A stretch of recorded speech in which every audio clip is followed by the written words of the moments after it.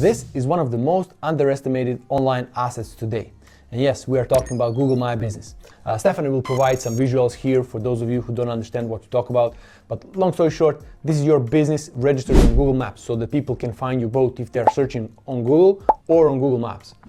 In this short video, I will give you an idea why this is important, how this can benefit to your business. I will also give you one live example, how a local business just generated $3,000 approximately, just because they were registered on Google Maps and because they put enough attention on their Google My Business. And also at the end of the video, I will give you a pro tip on how can you set up a filter so that you increase your probability of getting only positive reviews and that you can privately handle those clients that were not satisfied with your product or service and hopefully get another positive review from them when you handle this situation.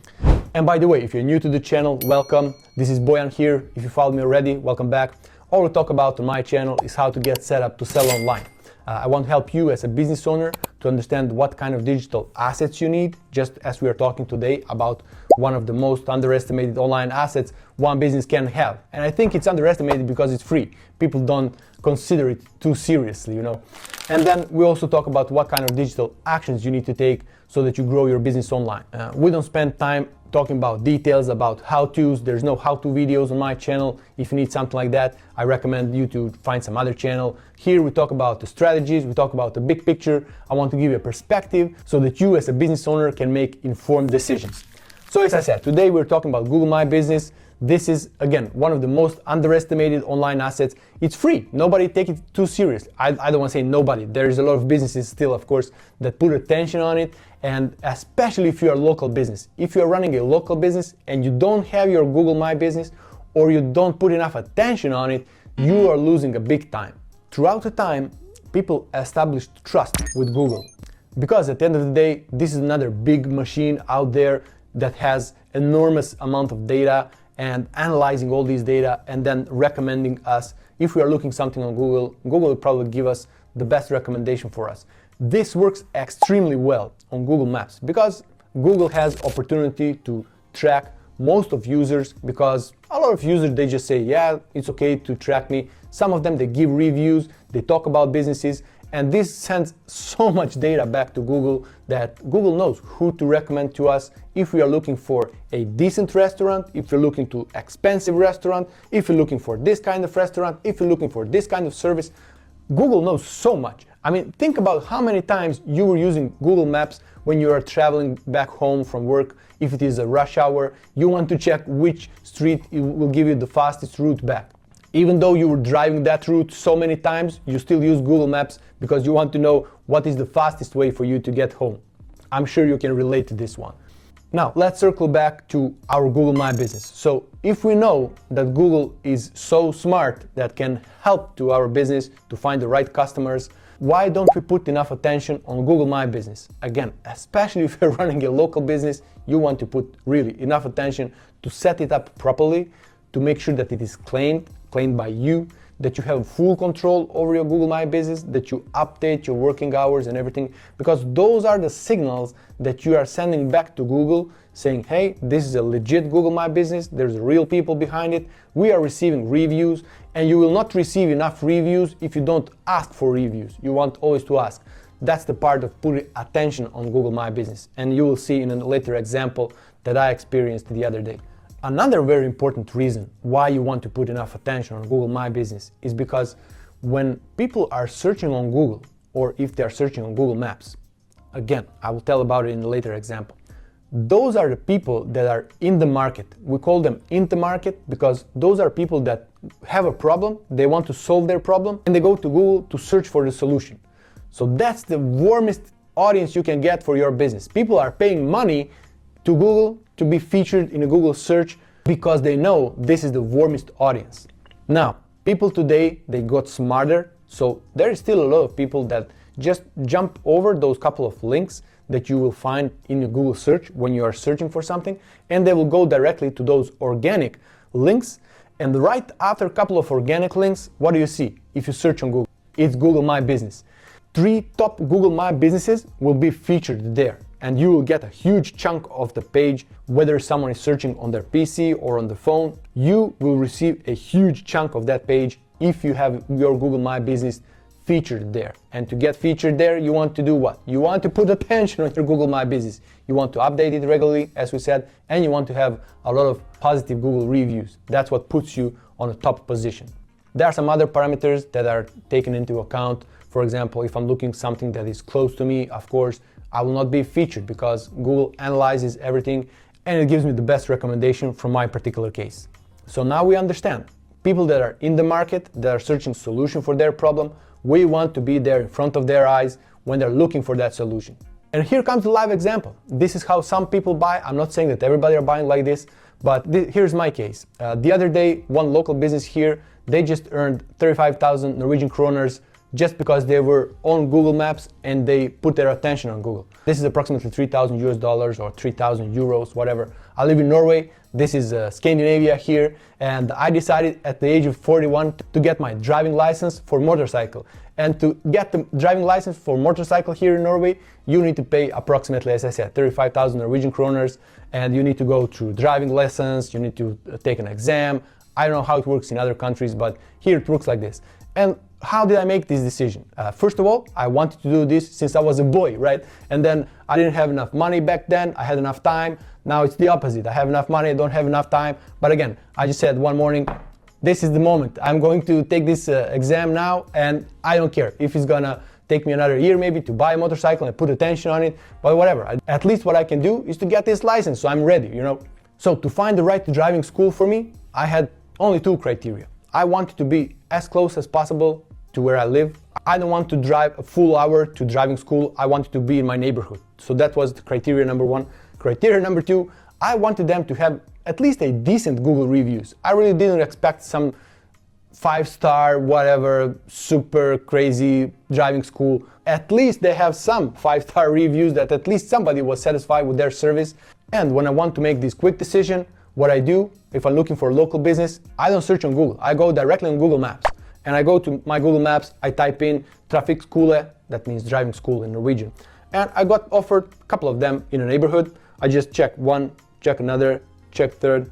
Okay, so these guys got 4.9 stars out of 342, if I remember correctly. That was it for me. I just know that they're close, they have a good Google reviews. I just checked a couple of those. I just want to make sure that they're legit, because at the end of the day, you can cheat, you can buy Google reviews. People do this too, but I wouldn't ever recommend it to do it, because Google is so smart machine. It will figure out that you have some false reviews, that you are cheating, and if you are cheating, you're gonna get punished. So don't do that.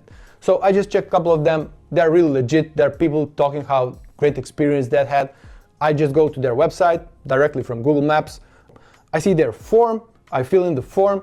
After a couple of minutes, the lady called me, gave me some more information, and boom, that was it. So this school just generated another 35,000 Norwegian kroners of revenue just because they were on Google Maps. If they didn't register their business on Google Maps, and if they didn't put enough attention, if they didn't ask enough people for Google review, because you don't get 340 Google reviews just because your customers feel it's nice to do. You need to ask them. Sometimes you need to bribe them. You need to offer them some cup, something, you know, just for you to get that Google review. And in this case, for example, specifically, when you reach the number 340, I mean, if you get 350, 360, 400, 500, what's the difference, you know? You still have hundreds of Google reviews that are positive. You don't have to push that much, but still, the more you have, the better. And as I promised, since we are talking about positive reviews and negative reviews, I want to give you this pro tip on how you can actually increase probability for you to get positive reviews and then privately handle those negative feedback that you receive from your clients and customers, so that you can maybe turn that negative feedback again back to a positive review. So the thing is rather simple. If you have your CRM, and CRM is one very important part of complete digital infrastructure, that's what we talk about on this channel a lot. You want to have all your digital assets in place. But let's say that you have your CRM in place and that you have possibility to set up what we call a survey. Sometimes if you don't have a CRM and you still want to leverage this kind of strategy, maybe you can just get some very simple survey tool or whatever form that has a conditional logic. And here's exactly what needs to be done. So let's say that you send an email or SMS to your client after they got your product or service, okay? And here's a button that says, hey, give us a review, huh? Something like that.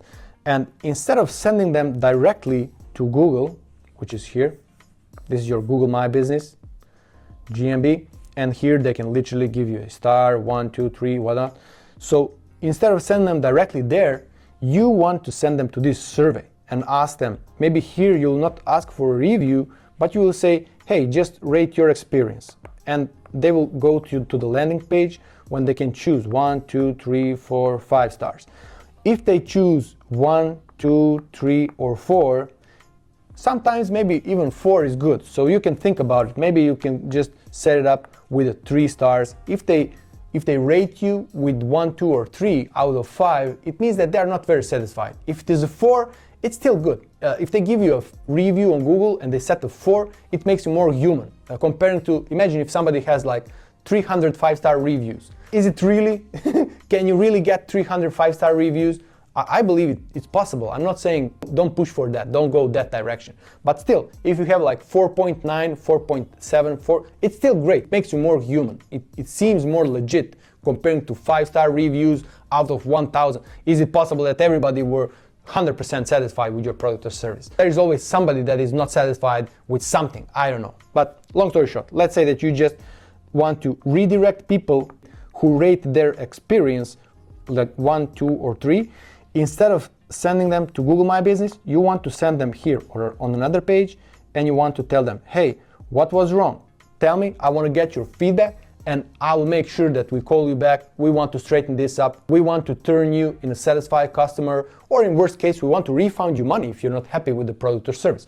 So that's one of the ways that you can communicate on this page what you want to tell them, so that they put enough time and they write you what they are not happy with, and they will submit this form. And this form then goes directly to you as an email, maybe to you or multiple people, so that everybody are informed. And who is the fastest, you'll call this person back and you will say, hey, we want to fix this. What can we do to make this 5-star experience for you? Now, if they rate their experience with 4 and 5-star, you want to send them on another page. And here, first of all, you want to tell them, hey, thank you very much. We are very happy that you were satisfied with our product and service. Would you be so kind to give us a Google review? It will mean a world to us. If you want to bribe them with something, if you want to tell them, hey, if you give us a Google review, we'll give you this and that, or maybe this voucher or 10% discount on the next purchase, whatever, do that. I mean, it's okay too. But still, if you just tell them, sometimes it's enough to say, thank you, it will mean a lot to us if you go and give us a Google review. So from here, there will be a button that says Google My Business, and this will take people to Google My Business. So that's how you can filter those negative feedback from people. Maybe it's negative, maybe there was some misunderstanding. Sometimes it's really misunderstanding. I was reading a lot of time Google reviews, and you can clearly see that there is a misunderstanding, misexpectation. People were expecting one thing, they received something else, and there was some misunderstanding there. And sometimes this can be really straightened up if you just call this person and say, hey, sorry about this, how can we fix this? So that was a pro tip on how you can filter Google reviews, or actually how you can filter how people rate experience with your business before you send them to Google My Business to give you a Google review. So for example, if you didn't put enough attention on your Google My Business earlier, this could be one very actionable thing that you can do right now. You can set this up and you can confidently send this to your full list of your previous customers without being afraid that some of them will actually give you a bad review because they were not satisfied with your product or service. You never know. But if you set this filter before, you can, without any problem, just send to your full list of your previous customers. And at the end of the day, you will either get a good review or you will get some feedback and then improve your product or service.